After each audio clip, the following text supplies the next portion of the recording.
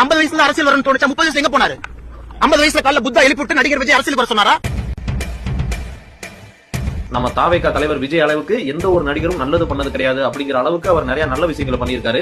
இந்த வீடியோவை நான் ஆதாரங்களோட ரெடி பண்றதுக்கு எனக்கே 2 நாள் டைம் எடுத்திருக்கு. நம்ம அண்ணாமலை கேட்டிருந்த மாதிரியே நம்ம டிவிகே தலைவர் விஜய் அவரோட 30 வயசுல என்ன பண்ணிட்டு இருந்தாரு அப்படிங்கறத சும்மா ஏனோ தானோன்னு பேசாம ஆதாரத்தோட இந்த வீடியோல பாத்துருவோமா?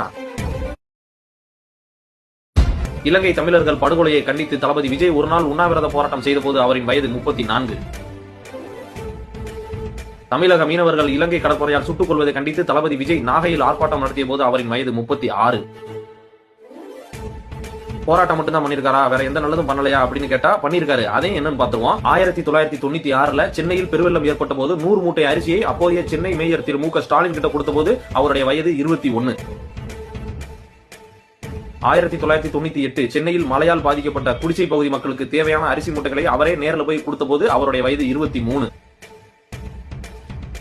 1999 கார்கில் போர்ல உயிரிழந்த ராணுவ வீரர்களின் குடும்பங்களுக்கு உதவும் வகையில் பொதுமக்களிடம் வசூல் செய்த பணத்துடன் தனது சொந்த பணத்தையும் சேர்த்து மத்திய அரசுக்கு நிதியாக அனுப்பிய போது அவரின் வயது 24. இதெல்லாம் பார்த்துட்டு 250 கோடி ரூபாய் சம்பளம் வாங்கிட்டு அரிசி மூட்டை வாங்கி கொடுக்கறதா ஒரு விஷயமா அப்படின்னு நாட்டாமத்தனம் பண்ணிட்டு சண்டியர் மாதிரி காட்டு முட்டாத்தனமா பேசிட்டு ஒரு குரூப் வருவாங்க. அவங்களுக்கு ஒரு பதில் என்ன அப்படின்னா 250 கோடி ரூபாய் சம்பளம் வாங்குறதுங்கிறது இப்பதான் 1998 எவனும் 250 கோடி ரூபாய் தூக்கி கொடுக்கல.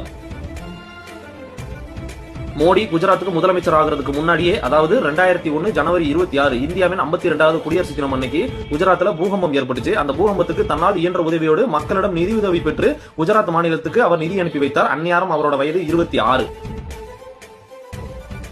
2005 வந்த சுனாமியின் போது இலங்கைக்கு 1 லட்சம் ரூபாயும் 100 மூட்டை அரிசியும், தமிழகத்திற்கு முதலில் 5 லட்சம் ரூபாயும் பிறகு 10 லட்சம் ரூபாயும் ஒட்டுமொத்தமாக சேர்த்து 15 லட்சம் ரூபாயை அன்றைய முதல்வர் ஜெயலலிதாவிடம் கொடுத்திருக்கிறார். அந்நேரம் அவரோட வயது 30.